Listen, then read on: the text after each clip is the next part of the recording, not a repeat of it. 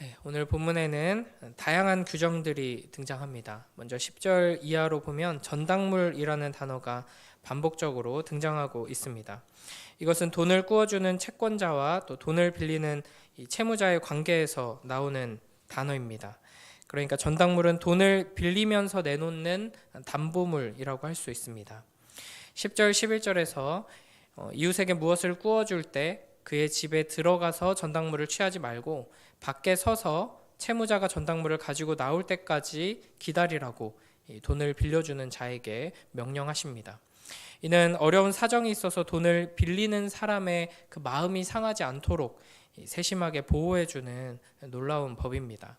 돈을 빌려주는 사람이 또 돈이 있고 없고를 기준으로 사람의 가치를 하찮게 여기면서 깔보거나 갑질을 할 수 없게 만드는 그런 법이라고 할 수 있습니다. 우리가 사는 이 시대에는 돈이 최고의 가치를 차지하고 있기 때문에 돈이 없는 사람은 자존심마저 짓밟히게 되는 경우가 많이 있습니다. 돈이 있는 사람이 권력을 가지게 되고 돈과 권력을 가진 사람이 갑질하는 모습을 많이 보게 됩니다. 또 많은 요즘 시대에는 많이 없지만 이제 악덕 사채업자들이 이제 불법 추심을 하면서 온갖 협박과 공갈뿐 아니라 신체 포기각서까지 받는 이런 악한 일을 저지르는 것을 보게 되죠. 하나님께서는 이스라엘 백성에게 이와 같은 악행을 금하십니다. 그러니까 온 세상 사람들이 돈을 최고의 가치로 여기고 돈을 사랑하고 돈을 우상으로 섬기는 현실 속에서 하나님의 백성이라면 돈보다 하나님의 형상으로 지음받은 사람을 가장 가치 있게 소중하게 여기면서 존중해야 하고 사랑해야 한다 하는 명령인 것이죠. 놀라운 것은 이 법이 지금 3,500년 전에 주어졌다 하는 것입니다. 그러니까 우리나라만 해도 제 기억에는 저 어렸을 때 드라마나 영화에서는 이렇게 돈 빌린 사람한테 돈 안 갚는다고 집에 와서 깽판 부리고 막 끌고 가고 때리고 이런 장면이 흔했거든요. 그런데 그걸 법적으로 엄격하게 금지하는 법이 만들어진 지가 우리나라도 오래지 않습니다. 그런데 무려 3,500년 전에 하나님께서는 이스라엘에게 전당물을 받을 때 집 밖에서 가만히 대기하라고 명령하시는 것입니다. 그러니까 하나님께서 하나님의 백성에게 명령하시는 이 거룩의 수준, 이 사랑의 수준이 얼마나 깊고 높은 것인지를 우리가 확인할 수 있습니다. 그러므로 우리는 이러한 말씀들을 우리의 삶에 적용할 때 단순히 이 말씀이 주어진 고대 사회의 그 수준, 수천 년 사람들보다 우리가 어느 정도 나은 수준이 되면 된다, 이 정도로 적용할 수는 없을 것입니다. 심지어는 우리가 지금 살아가고 있는 이 고도로 선진화된 이 문화 속에서도 그래도 우리가 주변 사람들보다는 조금은 나은 정도의 도덕성, 윤리를 갖춰야 되고 사랑을 보여줘야지 정도의 수준으로서는 안 된다는 것이죠. 우리의 삶에 나타나야 하는 윤리적이고 도덕적인 수준은 하나님의 거룩하심이 드러날 정도로 높은 수준이어야 하는 것입니다. 이어서 12절 13절에 보면은 가난한 자의 옷을 전당물로 취했을 경우에 해가 질 때가 되면 반드시 다시 돌려줘야 한다라고 말합니다. 그러니까 이 당시에는 여러 벌의 옷을 가지고 있는 경우가 매우 드물었습니다. 특히 겉옷의 경우에는 그 사람의 외출복의 역할을 할 뿐 아니라 이제 추운 밤이 되면은 덮고 자는 이불의 역할, 침낭의 역할도 했습니다. 그러니까 겉옷을 전당물로 취해서 밤에 돌려주지 않으면 이 채무자는 생존의 위협을 느끼거나 기본적인 생활에 어려움이 생기는 것이죠. 의식주를 이제 생활의 필수 요소라고 하는데 이 당시에 겉옷은 말 그대로 생활에 필수적으로 있어야 하는 옷이었습니다. 그러니까 이 세상에서는 내 돈 그렇게 빌려가 놓고 남의 돈 빌려가 놓고 두 다리 뻗고 잠이 오냐라는 소리가 자연스럽게 들릴 수 있지만 이제 하나님께서 다스리시는 하나님 나라의 백성들은 아무리 내 돈을 빌려갔어도 밤에는 따뜻하게 편하게 잘 수 있게 보호해줘야 한다라는 것이죠. 또한 13절에서는 이렇게 말씀하십니다. 그리하면 그가 그 옷을 입고 자며 너를 위하여 축복하리니 그 일이 내 하나님 여호와 앞에서 내 공의로움이 되리라. 아멘. 그러니까 사실은 이 시대에도 비슷하지만 이 고대 사회에 이런 식의 배려가 당연한 게 아니었습니다. 그러나 하나님의 명령에 따라서 이런 식으로 배려를 해준다면 감사하는 마음을 가지고 이제 축복하게 될 거고, 그 소리를 하나님께서 들으시고 그걸 너의 공의로움으로 삼겠다, 그러니까 너를 축복하겠다 약속하시는 것입니다.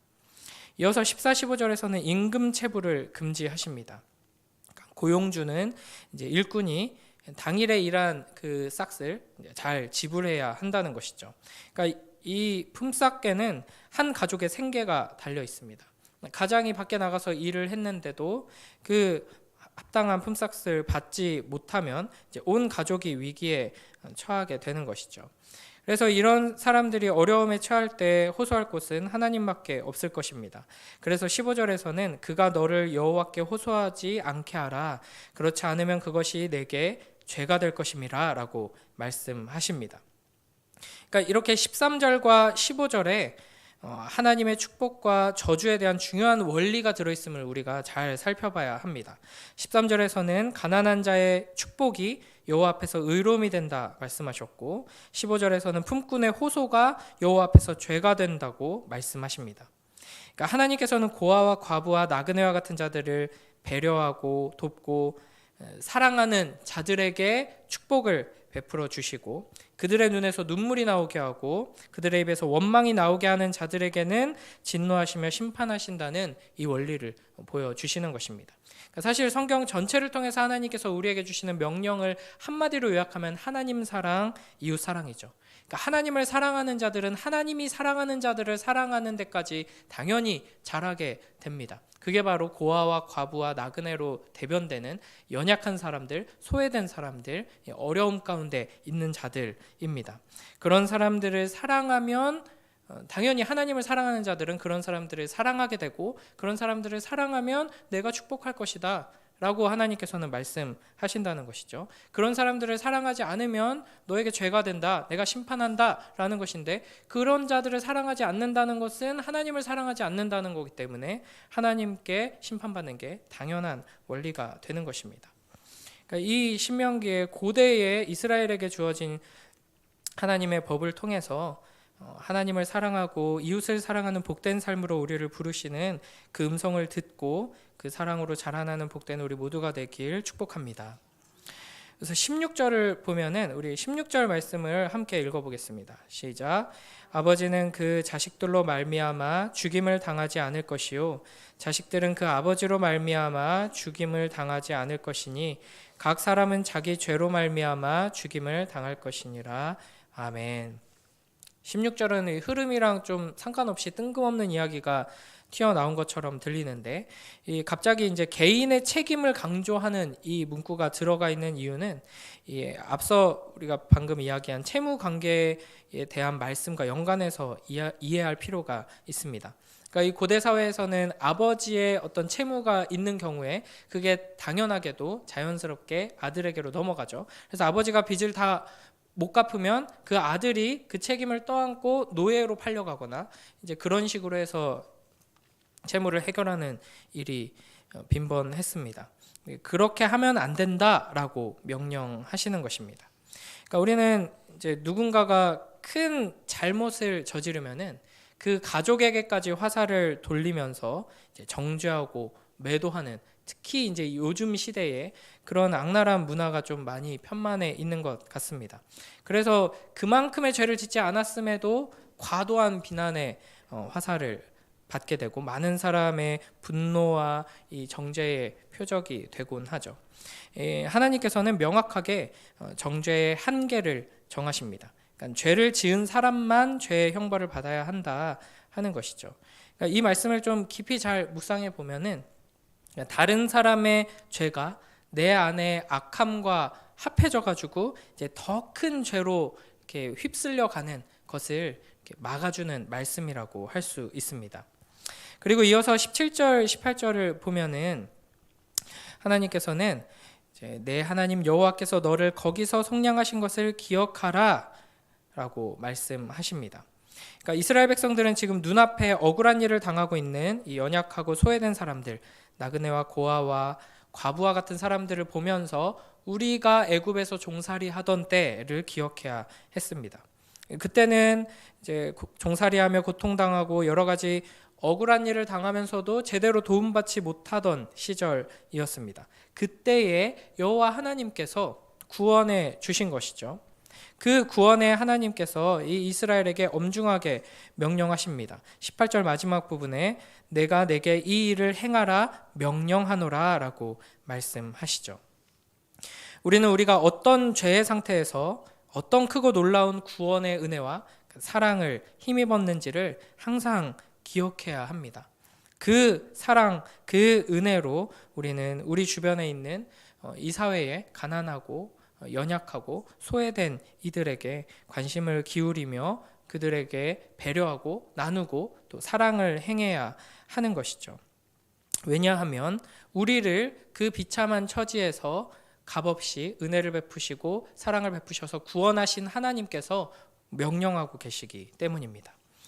마지막 19절부터 22절을 보면은 이제 먼저 19절에서는 불쌍한 자를 돌보는 방법을 구체적으로 명령하고 계십니다. 밭에서 곡식을 벨 때, 농사를 지은 후에 추수할 때 이제 밭에 나그네와 고아와 과부와 같은 이들을 위한 곡식을 조금 남겨두라 하는 것이죠.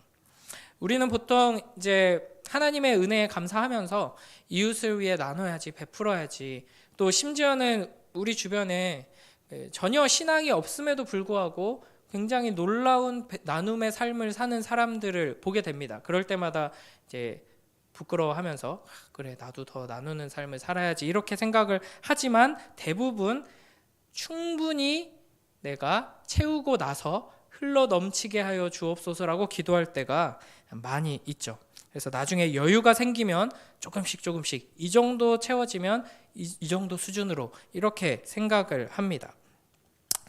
이 세상은 이제 그런 식의 모습을 지혜롭다라고 하는 흐름도 있습니다. 그러니까 이제 언론이나 SNS 같은데 자기도 충분히 누리는 풍족함이 없음에도 더 가난한 자들, 더 연약한 자들, 소외된 사람들을 위해서 막 이렇게 헌신하는 사람들에 대한 이야기가 올라오면은 그 댓글 중에는 감탄하고 뭐 고마움을 표현하고 대단하다고 칭찬하는 것도 있지만 자기 앞가림을 먼저 하고 도와야지 지금 그 젊은 나이에 그렇게 막 기부하는 데 쓰고 돕는 데 쓰는 것보다 그걸 더 열심히 모으고 해가지고 더 크게 성공을 하면 더 많이 도울 수 있는데 참 어리석다 이렇게 조롱하는 댓글들도 심심치 않게 보게 됩니다. 그게 이제 이 세상의 흐름인데 하나님께서는 곡식이나 열매를 수확하는 과정에서 미리 남겨두라고 말씀하십니다.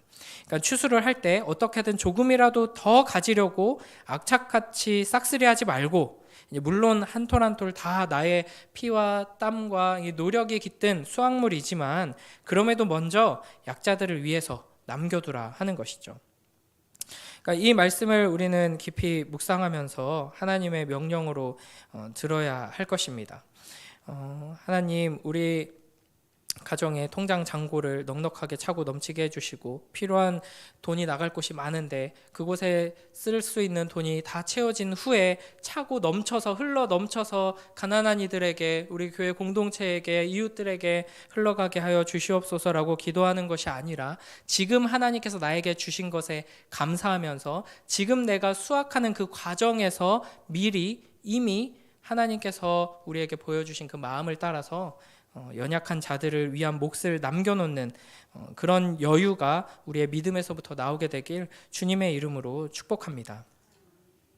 하나님께서 이렇게 한 톨 한 톨 긁어 모아서 어려운 이웃들을 이제 넘치면 나눠줘라가 아니라 추수하는 과정에서 그 몫을 남겨놓으라고 하신 이유는 연약한 자들의 마음까지도 배려하시는 것입니다.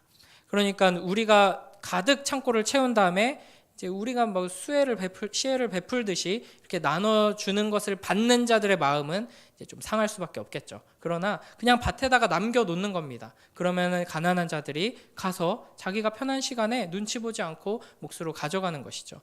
그래서 그들의 마음을 보호하시는 것이며 동시에 베푸는 자의 마음도 보호하시는 겁니다. 내가 베푼다, 내 것을 나눈다가 아니라 하나님께서 그들의 몫으로 빼어놓으라고 하신 것에 순종함으로써 그들은 그들의 몫을 가져간다라고 이제 베푸는 자들이 겸손하게 설 수 있도록 하시는 것이죠. 하나님께서는 이스라엘에게 가나안 땅을 거저 주셨습니다. 우리가 받은 구원 또한 거저 받은 것입니다. 뿐만 아니라 우리가 누리고 있는 이 모든 것들, 우리의 이 시간과 건강을 포함한 이 모든 것들이 다 하나님께서 우리에게 거저 주신 은혜의 선물입니다.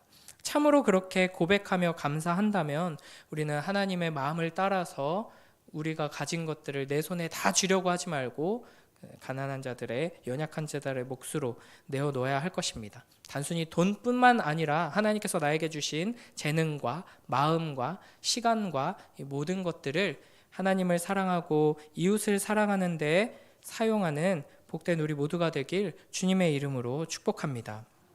그렇게 할 때 하나님께서 복 주신다는 믿음, 가장 좋은 것으로 우리에게 채워주신다는 그 믿음으로 우리가 선을 행하다가 어려움을 당하고 선을 행하다가 베푸는 삶을 살다가 오히려 힘든 일을 겪게 되어도 낙심하지 않고 끝까지 사랑하며 하나님의 뜻을 행하고 이루어가는 복된 우리 모두가 되길 주님의 이름으로 축복합니다. 예수님께서는 제자들에게 가장 약한 자에게 행한 것이 곧 나에게 행한 것이다 라고 말씀하시면서 이 사회에서 고아와 과부와 나그네와 같은 자들을 자신과 동일시 하셨습니다. 부요하신 자로 가난한 우리를 위해 생명까지 버리시고 우리를 부요케 하신 예수 그리스도의 그 사랑과 섬김을 본받아서 우리가 자라나는 축복을 풍성히 누리게 되길 주님의 이름으로 축복합니다. 기도하겠습니다. 하나님 아버지 감사합니다. 이 신명기의 말씀을 통하여서 이스라엘에게 주신 이 법들을 통하여서 우리를 향한 하나님의 사랑과 하나님의 관심이 이 사회의 연약한 자들을 향해 있음을 확인하게 하시니 감사합니다. 우리가 하나님을 더욱 사랑하게 하시고 하나님의 그 사랑을 닮아 연약한 자들, 소외된 자들을 향하여서 관심을 기울이고 그들을 배려하고 사랑을 베푸는 그 아름다운 주님의 자녀로서 백성으로서 자라날 수 있도록 축복하여 주시옵소서. 오늘 하루 우리에게 주어진 모든 하나님의 선물들을 나의 것으로 손에 쥐려고 애쓰는 것이 아니라 더욱더 베풀고 나누기 위해 힘쓰며 그렇게 사는 자들에게 주시는 축복을 풍성히 누리는 복된 우리 모두가 될 수 있도록 인도하여 주시옵소서. 감사드리며 예수님 이름으로 기도드립니다. 아멘.